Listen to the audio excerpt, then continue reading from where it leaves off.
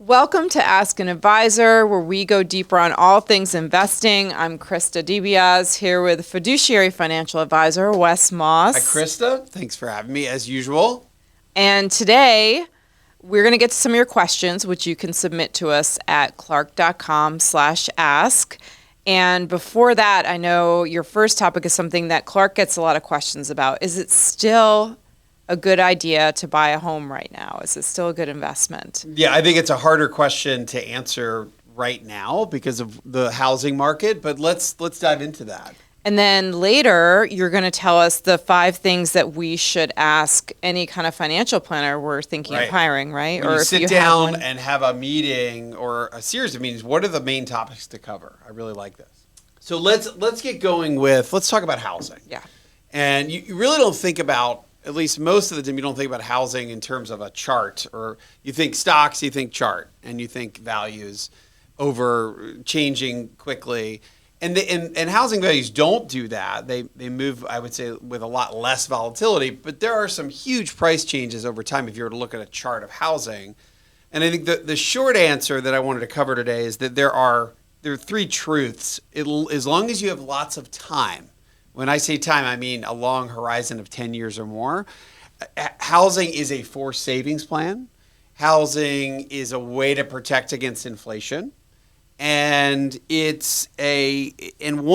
of my favorite things about housing is that when housing is paid off, it's one of the core principles or habits, financial habits of happy retirees. There's nothing like being in retirement. I have these conversations all the time. When somebody no longer has a mortgage, their spending freedom opens up dramatically. And there's nothing like having your shelter paid for with no money owed to the bank, only property taxes left and insurance to deal with over time. And that's a great place to be. But let's think about housing for a minute.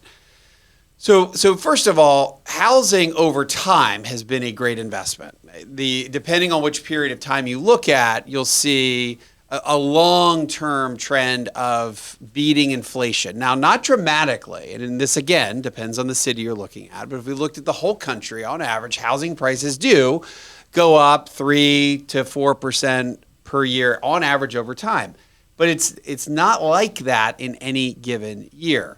If you go back and look at the period of time from 2006 all the way through 2016, housing prices went down pretty dramatically after the financial crisis and then took a long time to recover. So if you bought a home in, let's call it late 06, early 07, it may have taken you a decade just to break even on the house price. So there's this thought of, well, as long as I buy a house and I'm in it for a little while, I'm going to make money. That's not necessarily true on the value. So I think it's important to understand that. Next, let's fast forward to the opposite situation. You look at the Case-Shiller Home Price Index, again, a way to track the average price of homes in the United States. And by the way, we just got a report recently that the median home price in America is about a little over $400,000. So that's the median home price in America. So if you look at what happened from the year 2020 to really essentially where we are today, housing prices, looking at the Case-Shiller Home Price Index, up 50%. So if you're one of these folks who fortunately bought in 2019 or in 2020, you've seen massive appreciation for housing prices. One, you can argue, well, of course, housing's it's been a wonderful investment. But you can also say, wait a minute, housing is super expensive now, up 50%, and interest rates are historically pretty high. Now, those who are bought a house in the 80s and the early 90s will say, I remember when my mortgage rate was 12%, 15%, 18%. And 6.5% or 7%, that's not bad. But relative to the last 20 years, mortgage rates are high too. So you couple that high prices, relatively high mortgage rates, housing to buy a new house is a really nerve-wracking proposition for somebody in their 20s or 30s or even 40s that still hasn't done it. So the question is it still a good idea to make the commitment and buy a house? And I would say, as long as you're not flipping a house or trying to flip it in a year or two, because you also have to take into account real estate commissions for the most part, which that takes a big chunk out of your potential gain. then housing still is a really good long-term bet. Again, for savings, inflation protection, and then a paid-off house. There's nothing like that to be a happy retiree. A couple other ways to think about this. Let's think about the financials. Let's take a $500,000 house, and let's call it 10% down, right? You're putting down $50,000. You're getting a $500,000 asset. So really, what's so different about housing as an asset class? Not to mention, property is very different than the stock market. So real estate property is very separate than stocks, very different than bonds. So it's another category. It's another reason I like it. But you're getting essentially a leverage. Think about how long it takes to get $500,000 into a 401k plan. Yeah, I remember when the 401k limits were 10 grand a year. Today they're 23.5 per year. If you're 50 plus, they're 31,000 a year. So it's not insignificant, but think about how long it takes to contribute at 23.5 a pop to a 401k to get to 500,000. It would take decades to do that. Here, all in one fell swoop, boom, you've got a $500,000 investment. So again, if it goes down in price, like we saw after the great financial crisis and the actual housing crisis, really one of the worst periods of time for housing in America, that works against you. But most of the time and over time, being able to have that much money at work right out of the gate, you get a lot of leverage. So if you think about, I did some math here, $500,000 house, you put $50,000 down. Let's say it only grows at 3% a year for a decade. Now your 500 is worth almost 700, and you've essentially made, let's call it $180,000 on after real estate taxes on only having put down $50,000. Now you've paid some principal over that period of time, but your initial investment, 50 grand. That's a 350% rate of return, or a 17, almost 18% compounded rate of return on the cash you put in. And I think and with only a 3% rate of return, because we were able to use leverage. You're taking the bank's giving you, lending you money, you get the giant asset right out of the gate, and even if it appreciates a little bit year after year, you've really had this wonderfully compounding investment. And that's why, if you look at wealth statistics in America, we are such a wealthy nation now because we have so much home equity. And so much of America has refinanced home prices or their home mortgage rates lower and locked in low rates. And that's why people in America still today in 2025 don't really want to move. They've got low mortgage rates. So put that all together, there's almost nothing like being able to have that much of an investment right out of the gate with only putting, let's call it 10% down. Now some people maybe put more, and there's ways to put down less. You're getting lots of money to work. It's an inflation protection, and it is to some extent a forced savings plan, putting money in, paying your interest and your principal month to month. And so I think I would be over the course of the next couple of years, I could see us having very little to no home appreciation because we just saw a 50% jump. But then if you expand that horizon and look out over a decade, I think housing it's still, even though I know it's harder today than it's been in a long time, if you're 30, 35 and you're on the fence about buying or renting, I think buying is such a better option with a long time horizon, even here in 2025. Okay. All right. Well, we'll go to some questions that came in for you. Wes Frank in Florida says, I understand the 4% rule applies to a 30-year window. What about 25 years or 20 years? What percentages work for those? Is there a sliding scale? This is I don't know why we don't talk about this more. And this is the cool thing about questions, is that you're thinking about something that makes total sense. It just doesn't come up a lot. Mm-hmm. Well, we always talking about 30-year, 35, 40-year time horizons. Okay. We all want to live forever, sure. Right. So we're all assuming we're going to live to 105. Mm-hmm. But it makes total sense to start rethinking your horizon. And how old is Frank? 80? He didn't say. But okay, let's say you're 85. Do you really have a 35-year time horizon anymore? No. Now your money might, and that's the argument with the 4% rule, because you're not only investing for you at that point, you may be investing for your kids and your grandchildren. So you can make an argument that even though you're 90, you still have a 30-year horizon because this is kind of the family money. But realistically, if you only have a 20-year time horizon, well, wouldn't it stand to reason that that whole 4% rule per year goes up? And the answer is, of course it does. And that's the cool part about this question. Now, it doesn't go up. I've done the math on this, and it doesn't go up as dramatically as you might think, but it's still the percentage per year you can take out obviously would go up based on historical rates of return. I'm looking at still a balanced portfolio, half stock, half bond. The short answer is because of inflation and because we still want a 95% confidence that we don't run out, again, all based on history, if you take your time horizon test, again, how do you max out what we pull out of the investments without running out? It goes up to about 5.5%. So it's not quite as much as we may have thought mathematically. You just do the math. 100 divided by 5 is 20. But we have to remember we're accounting for inflation. Mm-hmm. And the way these tests work historically is that you're starting with your initial 5% and then it goes up per inflation. So you think, wait, how could it only be 5.5%? It's because of inflation. Remember, you're giving yourself a raise for that 20-year period as well. So math-wise, Christa and Frank on this question, really good way to think about it. As you get older, you certainly can increase your percentage rate of return as your time horizon shrinks. I did one more thing. It could be I'm a big believer in really understanding withdrawal rates, because I think we all want to understand how we can max out what we can pull out from our portfolios without running out.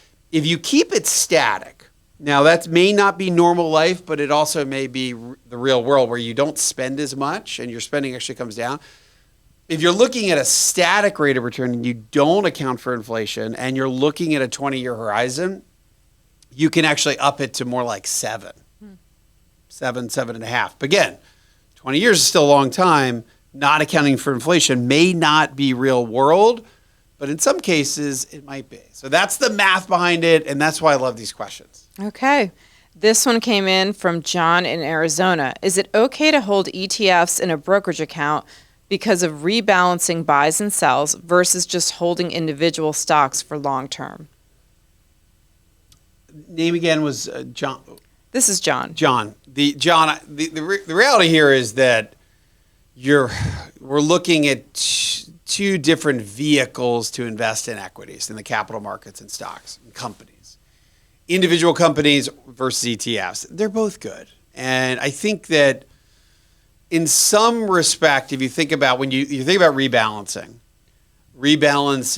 is when you are harvesting losses. If you have, well, first of all, ETFs I like in general better because you have more diversification right out of the gate, 100, 200, 500 stocks in one basket. And that gives you immediate diversification right out of the gate. So you don't need to own as many ETFs to get the diversification you would need to own individual companies. So that's the big advantage. But the price dispersion, because you have that diversification in an ETF, is usually a lot less. So if you own 20, 30, 50 stocks, you're going to have some huge winners, and then you're going to have some losers, very, very likely. It makes harvesting those losses, if you have individual companies, a little easier. So you can make an argument that it is good to have individual companies, but it's really hard to do. Even if you have $1 million to get 2% positions in each, you still would need 50 companies, so that's a lot. Short answer, I like both, but for harvesting purposes, it is even hypothetically a little better to own individual companies. But again, I own both. Okay. This is from Henry in California. Fortunately, I have saved close to $150,000 for a down payment on a new home, hoping to buy it at the end of this year. These funds are invested in a U.S. Treasury bond fund at one of the investment firms that Clark refers to as one of his favorite children, Schwab, I'll just say. Okay. It is currently making 4%. Is there a better fund or index I could put it in that would be very safe? The stock market's a little too volatile right now for me to chance this money from my dream home. I'm 62 and have about $40K in a Roth and $140K in a regular IRA. Per Clark's great advice, I now max out my contribution to the Roth every year as I got a late start. I've seen some 3-month CDs that are returning 4.25%. Clark has how many favorite children, Christa? Is it 3? Is it know, Schwab, Fidelity, and Vanguard? That's Does he what we like all of say. them equally? I don't know that he likes them equally because he just sort of gave Fidelity a tap on a little swat because of some stuff they were doing with annuities. But then he also has we call them his girlfriends. It was Southwest Airlines, but they're in a spat because Southwest was bought by, Clark's got the Wall Street Journal. He's got his Costco, of course, is number one. Still his in favorite the rotation. His favorite son Yeah. is, I would have to say, is probably still Costco. Yeah. I agree to some extent. I like these companies. They all offer an enormous amount of diversification and opportunities to invest in almost anything you want to at a very, very low cost. When it comes to keeping money safe, I think that you still want to just use money markets or money market mutual funds because they're liquid daily. And if you can find maybe CD rates that are 0.25% higher, but you've got to stay the term in order to get the full amount of interest. So they're technically a little less liquid if you want to get your interest, whereas a money market fund is daily. So every single day you leave money in a money market mutual fund, you're getting your pro rata share of that yield. So I don't know if it's necessary or even it maybe outweighs the simplicity and the liquidity of using a money market mutual fund. And again, if you're using one of the favorite sons, these are the giant investment, multi-trillion-dollar companies. I feel a really high degree of confidence in those funds. We're always tempted to get a little extra yield. And we're always so if rates are at, and this is where the rates come from. The Federal Reserve sets policy. They set short-term rates, which then in turn essentially set short-term treasuries, which essentially sets the yields of a money market. Mm-hmm. So if the Fed's around 4 and short-term treasuries are at 4, well, then your money market should pay around 4, maybe a tiny bit less. So anytime you're way above that, and even materially above 5, and I would say materially above that, that means you're taking on some other extraordinary risk, and you could really pay for that with downside. So just know where the Fed funds rate is, and a good old-fashioned average, low-cost money market fund. I wouldn't reach beyond that to get an extra quarter, or certainly once you get to an extra %, then you're taking on some real risk. So Keep your safe money safe. Sounds great. So coming up, this will be really cool for those of you who do use a financial planner or are interested. You're going to tell us the 5 things that we should make sure we ask them about or talk to them about. The 5 Ps coming up. All right. Welcome back to Ask an Advisor. Wes Moss here with Christa DiBiase on the Clark Howard Show. Christa? That's right. How you doing? I'm doing great. Ready to get back into it? Ready. So off the top of your head, when you're going to go meet with a financial advisor, do you know exactly the 5 things you should talk about? I don't. I usually let my advisor guide me. Okay. Here's what I would say.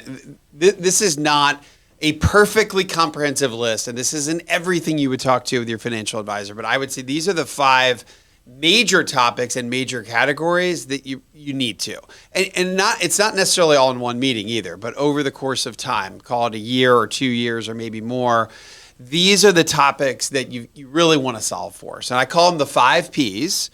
A, so I can remember them. B, maybe so you can remember them. Or you can look at it also as the 3 Ps and death and taxes. So let's just go here are the first 5. The first one is about planning. Second is about the portfolio. And again, what you would be strategizing and solving with your financial advisor. So 1, planning goals. 2, portfolio. How does the portfolio and the investments reach those goals? 3, protection. So it's not just about investing and growth, it's about protecting the assets you have. That may be insurance. Right out of the bat, think umbrella insurance. Mm-hmm. Simple, easy, low cost, hugely protective in case there's some sort of litigation or lawsuit relating to your property. Four, this relates back to death, but really it's about passing it on. So passing your assets on to the next generation. And this is an evolving conversation that will change over time and maybe come into focus as you age a little bit and your family is kind of, you have grandkids, and now you start to understand what the family legacy is all about. So again, passing it on is the fourth P. And the fifth is about paying yourself and paying taxes. So we've got the three P's, death and taxes, the really five P's. And they're all super important topics. Some of them you need to understand right away. Some of them are ongoing. And then some of them are maybe materialize out into the future a little bit. So let's talk about each one a little bit. Planning. I think this is tough for anybody. If you were to answer this question right now, what are your three top life/financial goals or your life goals for your money? It takes a little time to figure that out. Right out of the gate, if you're questioned on this, it may take a little bit of time, and it should take some time. It should take a little bit of thought, because I think the default I will hear is, I just don't want to run out of money. Mm-hmm. Because running out of money is a top three fear financially for anybody in the world. So that's fine if that's one of the goals, and it may be the number one goal, but I don't think that's enough. There needs to be more. You need to think through, and this is, again, talk with your advisor about what really are your goals. What is the money for? So first we solve for how much you think you're going to need in the future. That's a retirement plan or a retirement timeline. That can be done through software, conversation, and then you put in your variables for inflation and how much you think you can save, and estimated rates of return for different assets. And that gets you a cash flow picture of what your money situation should look like 5, 10, 15, 20, 25 years out. Now, beyond that, I think that it's good to push ourselves a little bit to really try to relate back to what in my life is important to me. How do I live richly with the money that I have? And that may include the bigger life goals that you want to accomplish in retirement. And maybe it's as simple as travel. Maybe it's as simple as traveling with your extended family, which can be pretty expensive. What are the main core pursuits or hobbies you're going to have during your retirement, and what does it cost to fund those? Fortunately, a lot of those are relatively inexpensive. When are you going to pay off your mortgage? When are you going to take Social Security? That's all just planning. It has nothing to do with investing anything. So it's so critical to get that right and spend some time on it. And that may evolve and change over the years. But that's number one. You've got to get this planning done. Those are some of the things to think about. Number two, protection. The protection is a little more straightforward. If you think about umbrella insurance as an example, if your net worth is $2 million, you should probably have at least $2 billion in umbrella insurance on your home and your property. If it's a $5 million net worth, same thing. You should have at least $5 million. You can argue for even more when it comes to umbrella coverage. The same goes for life insurance. When you're younger and there's still a lot of planning left or a lot of payments left before your children become independent, what happens if you pass away, your spouse passes away, and then there's no more income? And that's obviously what we buy life insurance. Nobody likes to talk about it or buy it or even bring it up as a topic, but we've got to have it. Maybe you're a business owner and you have business partners. Well, what happens if you pass away? Are your business partners going to be able to buy you out and pay your percentage of the business? They may not have the liquidity to do that. So it may be life insurance for business purposes or business ownership. So those are a little more straightforward, but they take some conversation, some time to get that done. And again, those needs change over time. The third area here would be, I guess I skipped right to protection. That's number 3. Number 2 is the portfolio, of course. Where are you going to feel comfortable in the portfolio to meet all those goals we did in the first P? Do you need an aggressive portfolio to try to reach these goals? Maybe it's a super conservative portfolio with not a lot of risk and volatility that'll still get you to those goals, and that makes sense to you. It really is about now matching a philosophy or an investment strategy that meets your needs, your risk tolerance, so that you can accomplish all those financial goals you put in that step one, which is the plan. So we have planning. We have the portfolio to get us there and accomplish those goals. And then we have the protection, the third P, to make sure money is there if something doesn't go well or goes astray. Number 4 and 5, these are the two constants in life. Again, these aren't these are constants we wish were not necessarily the case, but they just are. Mm-hmm. And number 4 is passing it on. So if you do this plan and over 30 years you've been able to pay for retirement, but there's still $500,000 left over, where does that money go to? Maybe it's $5 million. That's maybe a different conversation. Well, that's a ton of money. Are my grandchildren going to be old enough to receive that money all at once, or would that ruin them? Mm-hmm. So then there's some trust planning that might go on that then outlines your wishes while you're living, and you're coherent and you're really thinking about this to say maybe the grandkids don't get any money until they're age 30. And that would go into your trust planning. That would go into your will. This is where you need an estate planning attorney to help you through figuring out the best way to pass it on. The other part here is, how do you pass things on that are in the most tax efficient way, which we'll get to now. Number 5, taxes. Well, I would say the 5th P is paying yourself and paying your taxes. Now, this P is to some extent part of all of financial planning, and this is an ongoing conversation. But how are you structuring things so you're paying the least amount of taxes that you can pay, and paying taxes only in the most efficient way, which also goes back to how are you paying yourself? So what accounts are money is money coming out while you're in retirement? It really matters. Utilizing a brokerage account versus an IRA versus a Roth account. Well, there's a lot behind how you withdraw money in the distribution phase of retirement that can mitigate your taxes or make them in the most efficient way. And if, as we think about all of these, really they all will change over time. Maybe your umbrella policy doesn't change for 10 years.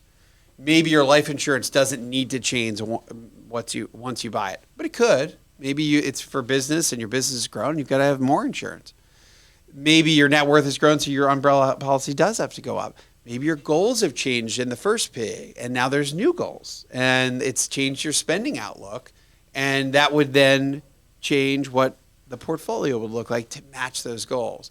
So we're always thinking about all those 5 things, but when you're sitting down with an advisor and you're trying to get the peace of mind that everything is well planned, it is a lot of work up front, and then I think it's ongoing conversation as your life changes, your goals change. But if we can understand that if you get those 5 cores, those 5 Ps, and you're always kind of thinking about them and you're speaking and talking with an advisor about them, I think you can get a lot of peace of mind. And even a little bit of planning goes a very, very long way. Mm-hmm.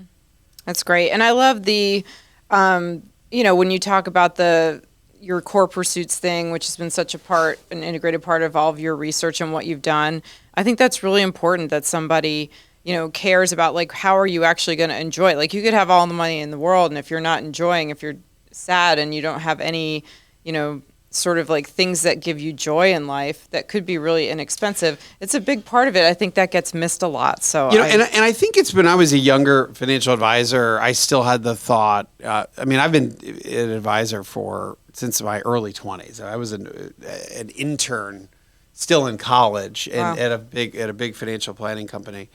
And I remember thinking in those really early years, well, if you've got all this money, if somebody has $10 million, life's just got to be great. And then I learned that it's not necessarily great if those folks, all they did was work all their life and they stop working and they're 70 because that's what they loved, and then there's nothing. Mm-hmm. And they don't have a whole new purpose, which can really actually be built with your core pursuits in life. And I think that's what spurred me to study and research that. But I'm writing about that now. There's more to come on that, Christa. Okay. All right. Well, here are some questions that came in. Jim in Idaho says, I have a 457B through the city of Los Angeles, and it's now held by this company.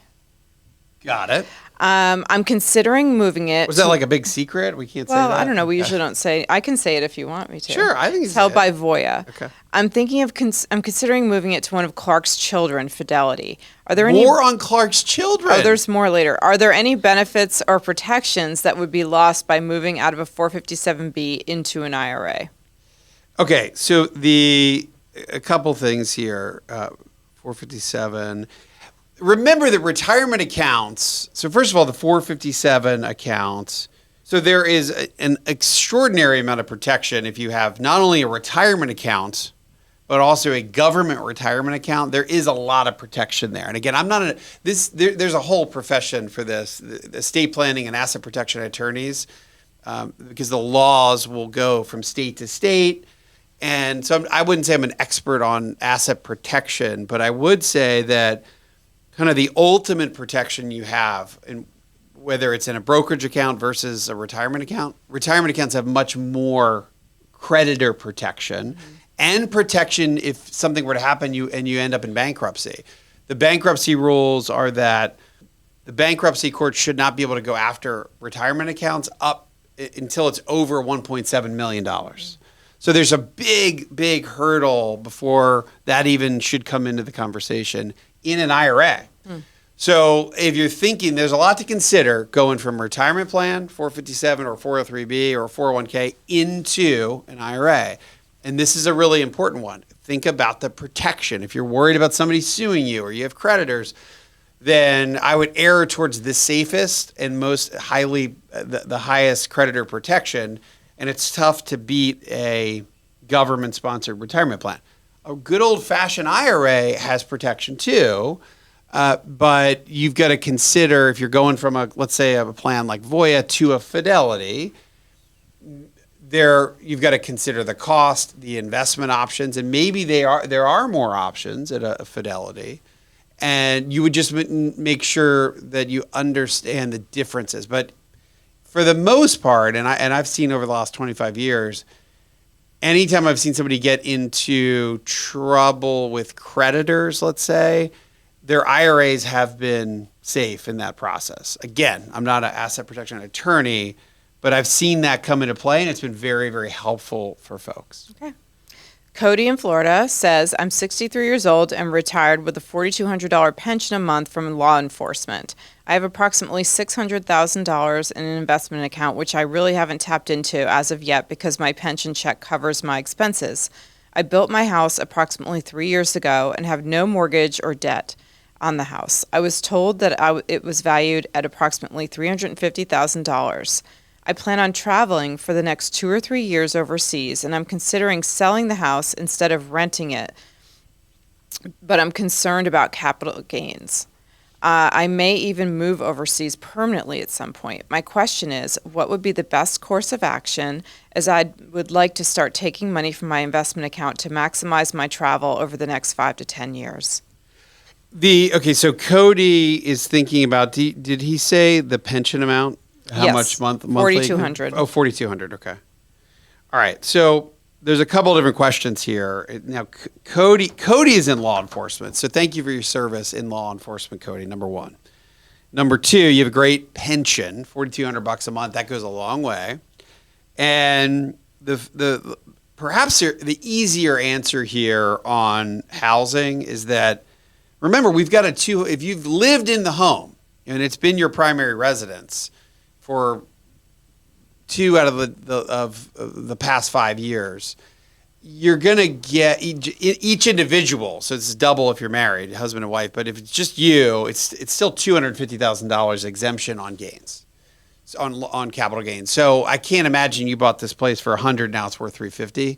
It's probably that you bought it for $250, it's worth $350. So that $100 should be excluded and taken care of with the $250 exemption. So I don't think there would be a tax issue here. So whatever I don't know. I don't think he put what his debt was, but let's just say you sell the house. No, he said he has no debt on the house. No debt. So another $350. So if you end up with, you have 600 plus 350, it's $950,000. If I do the good old-fashioned 4% rule on that, Cody, now we're talking about how to withdraw from this, then you're looking at another $38,000 from investment withdrawals, plus $4,200 a month in pension, which is $50,400. We're talking about almost 90 grand. So I don't know if I would, if I'm going to be overseas, heck, if I was going to be in another state even, if I had a home in Georgia and I was going to move to Texas, I wouldn't want to have rental property in Georgia. It's just too much trouble to do that out of state, let alone out of the country.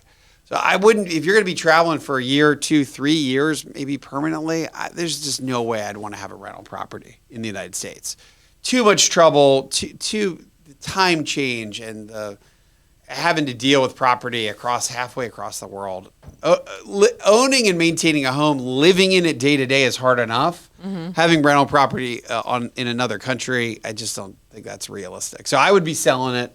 I would look at taking that, adding it to my overall retirement account balance, using the 4% rule, have 90 some grand a year in income. I think you'd do a lot for that. Now, if you need more in those early years, because Cody's young, you could even step up your withdrawal rate a little bit, 4.5 to 5, where you're taking this, let's call it a gradual approach. Then when your costs and your travel kind of comes back down to earth a little bit, you go back to the 4% rule.